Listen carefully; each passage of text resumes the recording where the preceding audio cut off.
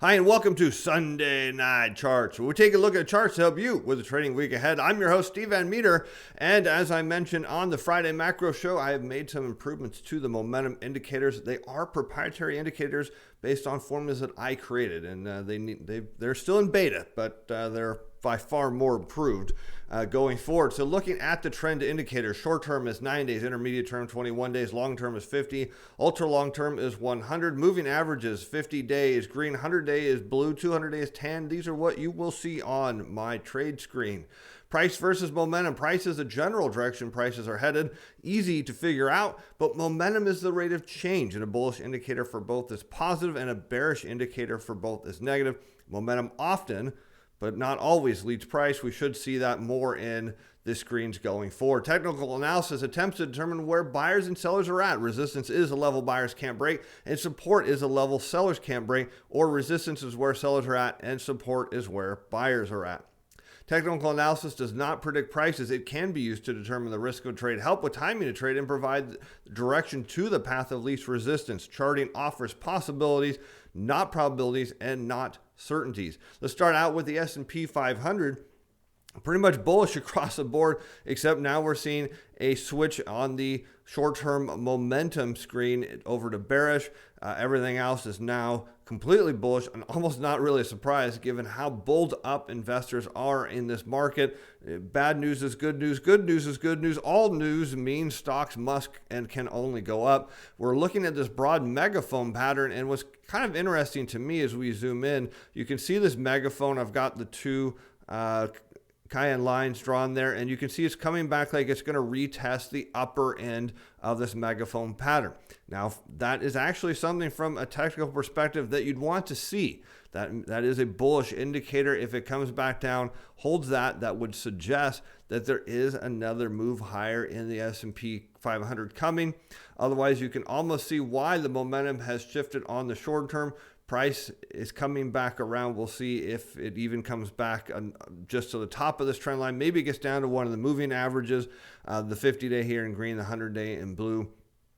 But like I said, right now, the S&P 500 is so bulled up that you would expect that nothing can get in its way. How about tech stocks? Well, price remains bullish, and we see a flip on the ultra long term now upward in the bullish direction. Momentum, we see a couple of switches. Short term went bearish, the long term went bearish, and the ultra long term now switched back out to bullish. Let's take a look at the charts. So what we should expect to see in price is a start of a potential move lower, because the way you want to read these screens is you want to see generally the long term or intermediate term start to flag on the momentum, a move down, and then price follow. That's what you want to see. Now, the short term, the very first one, it can be very noisy and oscillate all around.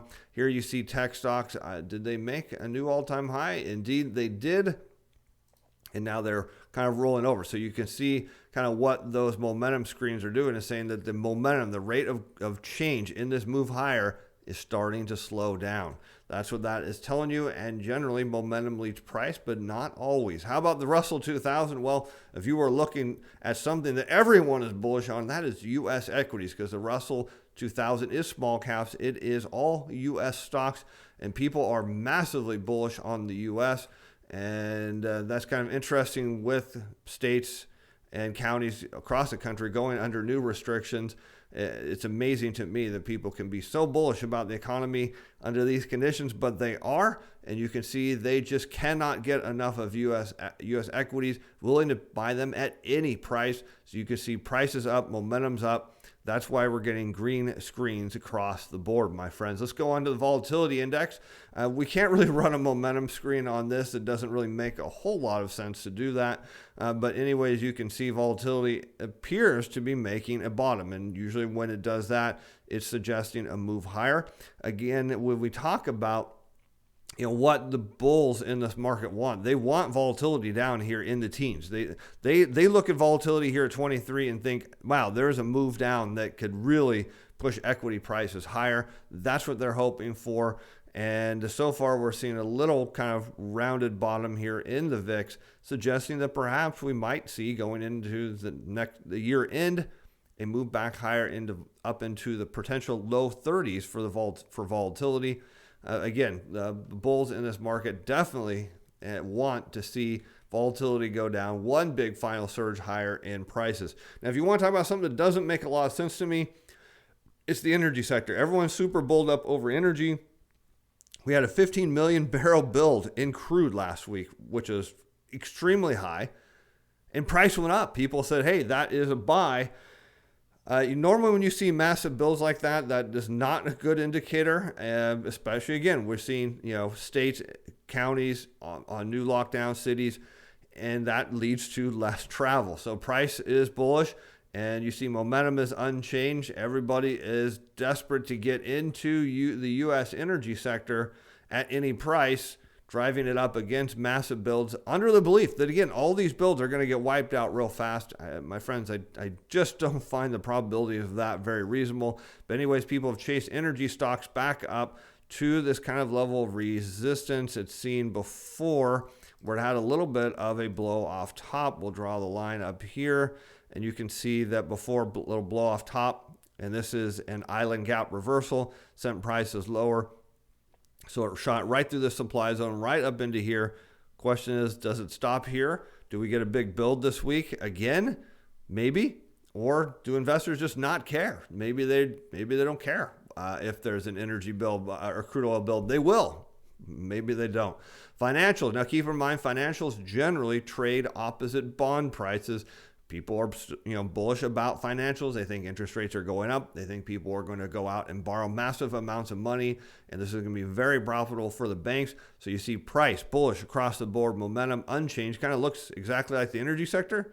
Well, because the same screens are telling us that people are equally bulled up about financial stocks. They're bulled up about everything. I mean, that's just the short end of the truth, is they cannot get enough of the U.S. equity market, thinking we are on the cusp of just some major explosion in economic growth. If we zoom out a bit, we can see financial stocks gapped up, ran up back near their highs going back into early 18. This has generally been an area where sellers have come in and driven price down. Despite the move higher in financial stocks, we have not seen a big sell-off in bonds. In fact, we're seeing kind of the opposite. When we get there, what we would expect to see is bond prices back near their 2018 lows, and while they're not even close to that. From a technical perspective, even if I was bullish on financials, and I'm not, this would kind of tell me that maybe it's not a time to be that bullish on them at all. You can see we should expect momentum here to start to rotate down, and sure enough, on the screens, we see it there. Let's move on to utilities. Now, remember, utilities were just crazy, and everyone's like, wow, look, I mean, you look at the utility sector, just bull, and now it's starting to switch. Bearish momentum. So what we want to see is momentum leading price. Now, we already had price on the short-term and intermediate term as bearish. Now the momentums have flipped on both. Long-term would be the next. So if we hold these, specifically the intermediate term on the bearish signals, and you start to see a flip on the long term where I would expect momentum to lead, that's telling you the direction utilities are likely to go, which would be lower. Let's take a quick look at the utility sector. Where is it on my screen? It's probably somewhere very obvious. So you can see this move down, slice through the 50-day moving average, trying to find some support at the 100-day in blue. Again, momentum isn't price. They're telling you that the path of least resistance at the moment are lower, not higher, but there's a lot of congestion in here, a lot of resistance just below the current price. Probably if you're looking at low $60 on the XLU would be a pretty strong point of resistance. So don't be surprised if we see the prices drop into the low 60s before buyers decide if they want to come back into play. Looking at the industrials, then we would expect this to look just like the S&P 500, just like the NASDAQ, because industrials would be our proxy for the Dow, even though we're using symbol XLI. So price is bullish across the board, momentum only bearish on the short term. Again, this looks just like the S&P and the NASDAQ, nothing worth really looking into more. How about the gold miners? I mean, if there's a sector people are outrageously bullish on, it is this.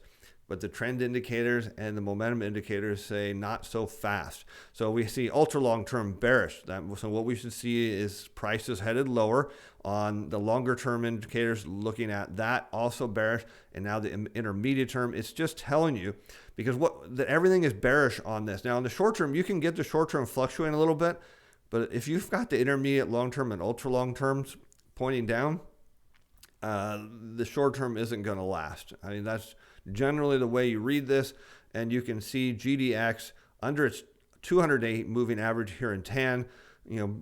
All the indicators are pointing down. Momentum is slowing. It's telling you the next likely direction for GDX is going to be a retest in this mid $33 range. It's still in that bearish or bullish flag. This is a bull flag. So for those who are bullish on this, the party's not over. But if it kind of breaks down below this $33, some mid 33 per share, and gets down into 32s, you're really looking at the next move down into the mid 28s. If you can find support there before it's leading the equity market down to perhaps back where it was at its March lows. I mean, that's pretty crazy. I know a lot of people do not think that is possible, but the indicators are telling us it is. How about emerging markets? You want to talk about, the equity market and something bulled up. You got EEM, price, super bullish. If you look at prices back near its all-time price highs, we'll look at that. Momentum we see on the ultra long term also switched to bullish. Then there's two ways to read this chart. And one is either we are about to see a mega breakout. Here, I'll zoom this in a little bit. A mega breakout over this all-time price high, which we're very, very close to. So I'll make that line a little darker for you. So here you can see it's higher than it was back in, April of 2011, almost at its January 2018 highs, and just shy also of its May 08 highs and this all-time high set back in October of 2007. Two ways you can read this. Either it's going to break through this overhead resistance and off to new all-time highs. You're looking at a major, major reversal at this resistance level. One of the two things is here. I'll let you decide what you think is likely to happen. Trend is your friend at the moment, but as we know, that can reverse. How about the bonds? Being the bond king, of course, very interested in what's going on with TLT. It's going to tell you, if TLT starts a rally, there's your indicator that the rest of the equity market is going to fall apart. The short-term momentum indicators went bullish. Intermediate term price and momentum bullish. Now that should signal something that a trend change is starting to occur. You want to see it first in the intermediate term, and then you want to see it in the long term. You don't necessarily need to see it in the short term. You can, but you don't always. The short term can kind of play a little catch up, but you want to see intermediate, and then shortly thereafter flip to the long term. Let's take a look at TLT, see what's going on here. Obviously can't see that on the weekly chart. And what do you see? It gets down here. This is about 1.7% or a little over 1.7%, these lows on the 30-year Treasury yield. And it's been a strong area of support. Prices can't break. So we're seeing an upward move into this supply zone where these two dotted tan lines are at. It briefly nudged over its 50-day moving average on Friday, got pushed back down. Obviously, the bears who are mega short on the long bond want to see this thing, go down. They want to see inflation, but we're not seeing that. And the bulls, which are not very many of us, want to see all of those short sellers get squeezed out. Perhaps this is now the move that makes that happen. I mean, if you knock on the door, right, and we look at, price could not break sustainably. You go back to the March 2020. Yes, it briefly got below and then shot back up. You look at then the June 2020 low, and then you've got the November 2020 low, and we're back there in December. Same point, can't break. Well, if you can't break and everybody's short, either you got to find a lot more people to short this thing, which it doesn't appear there's hardly anybody left. We'll look at that on the Monday macro show. Or what happens is the bulls start to squeeze them out. And on that long bond auction that happened last week, where you see it right here in Thursday, shows there's strong demand for 30-year U.S. paper. The Fed is removing supply in the market. It tells you where TLT is likely to go, and that is up. Because if you're reducing supply and there's demand, price goes up. That's how QE works, my friends. High yield bonds. Now we should expect to see high yield bonds fairly bullish on price. Again, high yield bonds are in the bond market a proxy for equities. But what we don't want to see in high yield bonds is momentum switching to red. Now, it doesn't matter on these long-term and ultra long-term, because if you're looking at high yield bonds and trying to figure out where the equity market is going, you want to see this in sync with the equity market. So where are high yields? Here they are. So, starting to slow down. The momentum screens are starting to slow down up here. And, from a price point, people are paying big money for high yield bonds. I mean, you go back to, we're not nearly their all-time highs going back into 2007, but you can see they're right solidly here where they've been all, for the last, 4 years.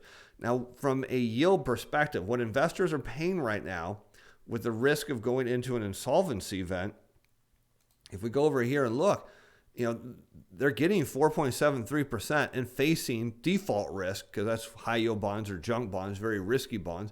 If we hit an insolvency event, people chasing this higher in big trouble, but no one seems to think that's a likely outcome. Of course, if you watch the macro show, you know that it is. How about gold futures? Price on the short term has flipped bullish. Momentum is bullish. Everything else is bearish. Much like gold mine stocks tells you, the path of least resistance for gold is going to be a retouch into the supply zone at 1800 to 1825 that I would expect. If you're bullish, you want to see this thing hold. Maybe it's 200-day moving average. Maybe dip a little below and come back. So again, 1820 now is becoming a key level of support. If it can't hold that, it's going to then relook at 1800 before your reality is telling you 1750 is the next level.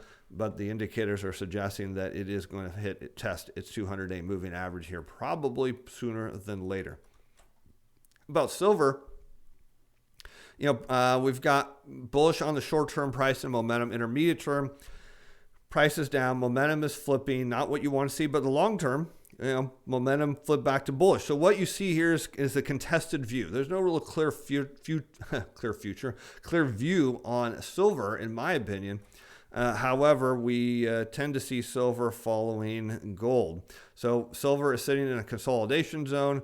Bulls want to see it break above, say, $25 an ounce, whereas the bears are going to look for another test of support down here at, say, 23. So path of least resistance unknown. Both sides are duking it out. If gold heads lower, don't be surprised if silver falls at a little lower. How about the dollar? Okay, this is something almost everybody can agree about. Nobody likes the dollar. Everyone's bearish on it. Everyone thinks it's going to zero. And look at that. Price, bearish. Momentum, bearish. Now, what I can tell you is on the screens that I look at on momentum, it's starting to, we're within days of starting to see some of these flip over, telling us that the dollar, maybe this is the bottom. I know many of you pointed out, hey, you were wrong. You thought it was up here. I did. This is a beautiful bottoming pattern. But again, if you're trading patterns and bottoms, right, you have to wait till it breaks through. And sellers prevailed. My hat is tipped to them today. But look down here, we're seeing potentially a bottom forming as what you can't see in the screens, but I can see because I track them on a daily basis, is we're starting to see some potential bottom here out of this pattern. If we zoom back out, and what do we see? That we're sitting on a level of support that goes back and matches the top end or resistance back in March, April of 2018. So this is what you would want to see. You want to see a former area of resistance become an area of support. This is exactly what you'd expect to see. If this holds, then what you're looking at, and that's not the chart we wanted, what you're looking at then, if this holds at, say, $90.50 on DXY, then 92 now becomes overhead resistance, would be the next test, is to see the dollar run up to 92. Bears want to see that event, if it happens, rejected. Bulls want to see it get back into this broad zone here, which kind of would tell you that this would then be a bear trap. So bears want to see this break down and get back to those 2018 lows in here, and would love to see 88, 89 on the dollar. And last but not least, and let me double check, yes, is, of course, Bitcoin. Where is that? Everybody, again, I think there's only a couple people that are bearish on Bitcoin that said in the comments. Otherwise, everyone's bearish on the dollar. Everyone's bullish on Bitcoin. It would make sense, right? Because if we take a chart and we overlay the dollar, DXY, wow, they are showing a fairly inverse correlation. So if you're bullish on Bitcoin, well, guess what? You're bearish on the dollar. You want to see the dollar go lower. That will help drive Bitcoin higher. Some of you are saying there's no correlation. There's no relationship. Well, but there is, and you can't refute that. So where do we see with Bitcoin going on here? Well, going back, we've got this major level of support sitting right around 16,500. If you are bullish on Bitcoin, a retest of that level down here where it found support around maybe 16,400 is okay. It's totally cool. The more times it holds support, then the more likely it is to go up. So it's okay for it to come down and touch support as long as there's buyers there. And remember, it's way ahead of its moving averages. So is there a chance that this 50-day is going to run up? Maybe it bounces off support, comes up, rolls over, catches its 50-day and goes higher. You can't discount that as a possibility for Bitcoin. But not a lot to say there other than most likely my view would be it's going to revisit 16.4 before you get another shot at it going higher. Again, I'm Steve Van Meter. Thanks for watching. I'll see you Monday for the macro show. Bye now. The content of this video is provided as educational information. It's not intended to provide investment or other advice. Materials not to be construed as recognition or solicitation by or security and financial instrument or participate in any particular trading strategy. This video was prepared by Steve Van Meter personal capacity. Opinions expressed in the video that do not reflect the view of Atlas Financial Advisors Inc. or Steve Van Meter Financial.